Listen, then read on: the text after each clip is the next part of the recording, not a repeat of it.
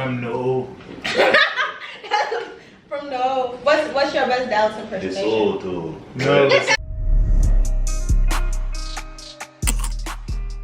Hello everyone, it's Chisella here, and it's the first episode of the It series. Today I have Ennis Rakestraw and Carlies here, and so basically the It series, I just want college athletes to showcase themselves more than like what you guys see on the field, on the court, on the mats, etc. So we're just gonna jump into it. Today we're eating Zaxby's. They don't want to show the food, but we're eating Zaxby's today, and we're gonna do a little fit check. Team sponsored, Mizzou long sleeve. Feel me? Got a little Mizzou sweatpants, also team sponsored. Can't really see the J's. Cool gray site. You feel me? That's it. That's all. No man, real student athlete here. You know, Mizzou fit on, Mizzou shorts. Got the custom slides. Yes, sir. Can't see the slides, but they custom. Everything custom Mizzou.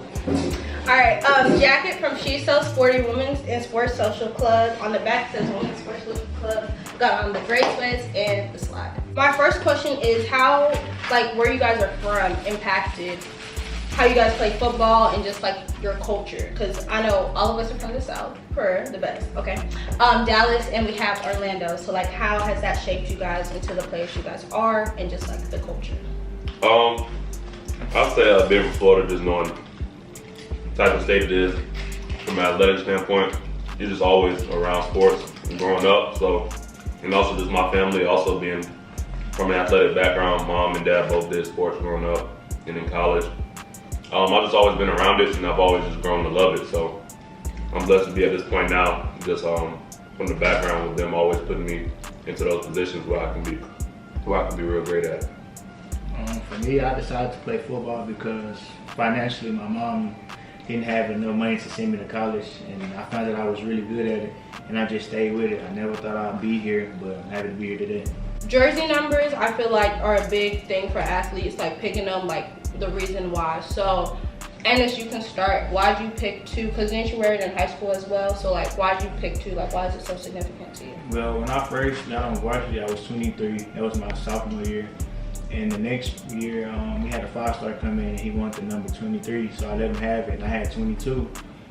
We lost a Hail Mary my junior year. So for me, I picked the number 2 because it was my last year in high school, so I took 1-2 away from my previous year and said, like, this is my last chance and my last stripe. I just had 2. I was grateful to get it when I got here. And then, JC, your situation a little different now. 17-1. So let's talk about 17, then you can switch to why you picked 1. I was in 17 freshman year. That was pretty much just the number they gave me. I was pretty fine with it. Once freshman year ended, you know, people leave, people's senior years, people's year to go to the draft, different things like that. So a lot of numbers opened up, and honestly, it wasn't even my idea to get one at first. Actually, Ennis suggested, and so I took it into consideration, and I ended up getting it next year. And that's what I'm rocking with. All right, so going back off JC changing and stuff, most people don't know you were recruited as a wide receiver, and like low-key you can kind of tell because you got like 50 million Brazilian picks, okay? So like how do you think that transition from going from wide receiver to corner to safety, how has that been, and like what was that process like for you? It was different in certain aspects, but at the end of the day, it's just still ball at the end of the day, just being an athlete.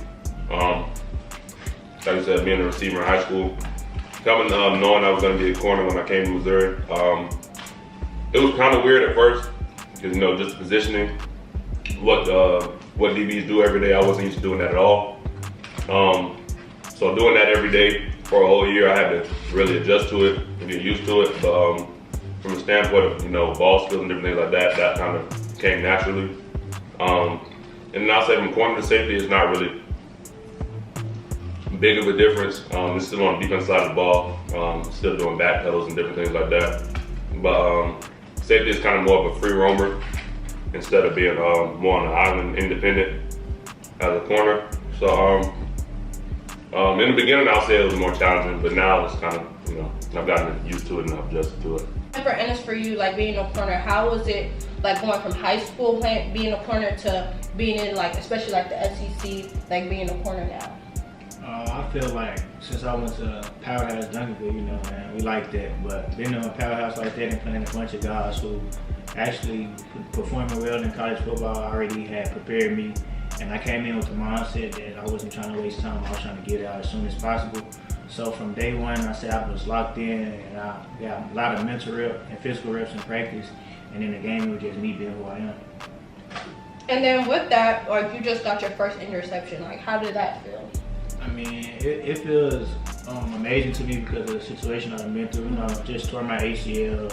When I came back from it, it was a long road. Roommates helped me, and my JC Jeff helped me. And the crazy part, when JC caught all his interceptions, and that's the only time we was on the judge machine every day. So when he caught his picks, it felt like I would catch my own because we worked on it so hard. So I was just happy for the situation. But for me to finally get one, it was actually my mom's first game of seeing me after I got injured. So they was down here. You know, just a special moment to catch a pick in front of them. But that's what I do it for anyway. For y'all, like I know a lot of people are like, you know, when stuff's happening, like, why can't defense just get a pick? And like, I feel like people don't understand how hard it is to get an interception. So like, how would you guys like explain that to people that don't know like the mindset and just the tempo of the game? Because I feel like it's easier said than done, basically. Yeah. Honestly, just me personally, I don't go into the mindset of a game looking for a pick. Because, you know, like you said, that doesn't, everything's not planned. You know, you're not just gonna walk into a game knowing the pick's coming. So, you know, it's just more just, you gotta go through the flow of the game. You know, you can't just try to sit there and wait for an interception or anything like that to happen. Because that could mess your focus up from anything else going on in the game. That can help you, that can make you miss a tackle, misread your coverage, and anything like that. Because you're just waiting on the interception to come. When interceptions come throughout the game, that's just part of the game. It's not something you can plan out on this certain play. Oh, I'm gonna catch this pick. That's just not how the game works. For me, I caught my first pick this year. In my freshman year, I had a bunch of opportunities, but all I like to say on that is like you have to seize the moment because it happens out of nowhere. You never know when you're in the perfect position to make a play or if their play can lose or cost you the game. So I just asked about being focused. Like the pick I caught, it was extremely just me being me because every day in practice, if somebody ran the screen, I always blew up a screen. I never thought about catching a pick, but in the game, I got my eyes around when we practiced and I focused on the ball even when I was falling on the ground. So it's about focus and never knowing it's your moment. So it's game day. Like, what's one song that you guys have to play? Like, no matter what away, home, what's like what the one song you have to play? Like, what's in your beats? I go. My one song that I play is "I'm a Dog" by Lil Boosie, cause that's who I am and that defines me, no matter who the opponent is. So yeah, that's my go-to song. I got a lot, but that's the number one I'll say. Number one, I say I have to play every game day is "Never Would Have Made It" by Marvin Sapp, just because the message in that song is real. Because it's just the truth, you know, just knowing that you have God in your corner, that's a big, main reason why, you know what I'm saying, you're gonna be successful in life. You know, it may not always happen, you know, at the time that you want it to, but it will come at a certain time. And just listening to that song every Saturday, it motivates me to just know that I'm here for a reason, and I'm gonna use my talents that God gave me to the full extent. Better preach. Let's not say you're in Columbia, you're in Orlando, you're in Dallas. Like, what are you putting on? What's the fit that you put it on? Like, what type of vibe are you going for? You know, I'll go first, you know. I'm from Dallas, best city, you know. Yeah. So I come casual, you know, I come with a white tee, black tee, sweats, you know, maybe with some shorts, clean forces on if I'm feeling on force day. Or I might step out in the J, you know, look chain on me, you know, walk around, get a few digits back in my good days, but now got a relationship, so you know, just patient. See what you put on? No. Oh, it just depends on certain situations. This is a regular day. Y'all might think I'm stupid, I'm crazy, but I'll just put a hoodie on with some shorts. Don't do too much on it though. But if I'm going out, anything like that, I'll put on maybe one of my different graphic or designer t-shirts that I have. I usually like black jeans the most. I'll probably go for some black jeans, and then most likely put on the Jordans. What's one thing like you would recommend anyone visiting your city to do? Or like, if not, it's non-activity. Let's say like an artist that's from your city, like to listen to. I say Trap Boy Freddy, Yellow Bees, you know, people like that. We got a couple, you know, fighters and things like that. And the place I tell them to go to is Golden Chick. Top tier. Ask JC, I put them on, man. They gotta visit me one more time. I say artists that we have putting our city on the map a lot. Hot Boy for one, from Orlando. Foodie another one. Just chill on all that over there, just chill out.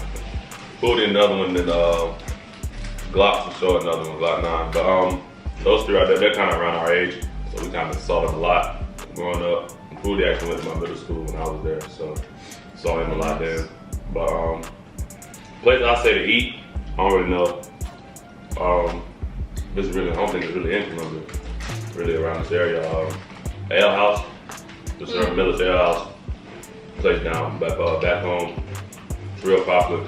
Great food, different types of, different variety of choices for you to eat as well. So I say that's probably the best place. Crib talk for itself. What's the crib talk? What you mean? What's crib talk? Crib talk for itself. I already know, man. I'm from Florida, man. What it is? Let's do a best impersonations of each other city. So let's do Florida. Man, you know what it is, Jit. Tighten up, Jit. Jigabug. What else y'all say? Glock 9. Hot boy. They be talking fast. Like JC be talking about a minute. He be like, it just sounds like it's a lot of hating going on. Windermere. That's all it is. No, a person that's he's on the crib. That's alright, man. There's a lot of hating going on, man. When you the best state, it's gonna be a lot of hate. Oh, I'm from the old. That's Dallas impersonation. It's old too. No. It's old. I'm from this old. Something interesting that most people don't know about you guys. Me, I'm a homebody. I don't go out. I play the game. I got a PS5, PC. You know. Can people get right with you? Like if they really want to see it? Probably like best Madden on this thing. Oh yeah, I was gonna ask that. 2K or Madden? I play both because you be anybody both. You're him? Yes. Okay. I'm more of a 2K guy. I play that, but I'm more. We beat them. Therefore, you know, me and my two other homeboys and him, Tyler Jones and the other dude, man, we beat them in the series when I first got here, man. So we Himothy in the crib. Hey man, listen. We all know how that story went down, so I don't really got much to explain about it. You feel me? They knew who I was for sure. You feel me? But it is what it is, man. A loss was a loss. But I ain't gonna never lose twice. I mean, we do got PS5s. We can run it back. Shout out to Jason. Future or Drake? Drake. Lil Baby or Young Boy? Lil Baby. Hot dogs or burgers? Burgers. I don't eat police. I don't eat hot dogs as much. I don't have a problem with hot dogs. I definitely eat burgers more. Definitely eat burgers more. All black clothes or all white? All black. Jordan or Nike? Jordan. Pizza or wings? Wings. I'll go pizza. Winter or summer? Summer. I mean, I don't know. Some people like the cold. You just asked two people. No, go ahead. Some people like the cold. Okay. TikTok or Instagram? Instagram. TikTok. I was like, why you what you got against TikTok? No, the stuff I see on Instagram also be from TikTok, so it's like. So basically, it's TikTok. No, it's on the Instagram app. But it's TikTok. It has everything. I send y'all them and y'all watch. I send them, but it's like I see them on the Instagram app. Be able to pause life or be able to rewind life? Rewind. I rewind a lot of situations I made. I'm gonna go rewind. I'm gonna go rewind. What life lessons have like football, specifically like college football, because that's the moment you guys are in right now, has taught you about yourself? That's a little thinky question. I would say for me, this is more of a stay ready type. I'm more of a stay ready type of aspect in my mindset. Just from going freshman year, also not being one of the